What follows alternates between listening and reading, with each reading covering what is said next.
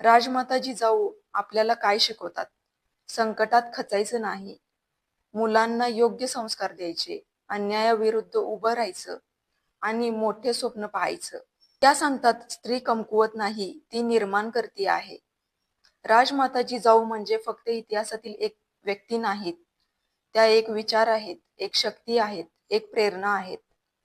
जर शिवराय सूर्य असतील तर त्या सूर्याला तेज देणारी किरण म्हणजे जिजाऊ.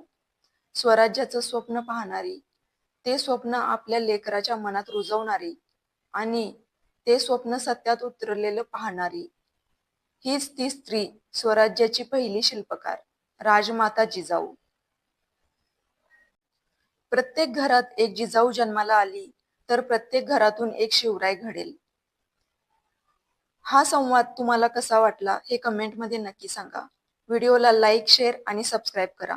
भेटूया अशाच विषयासोबत. धन्यवाद.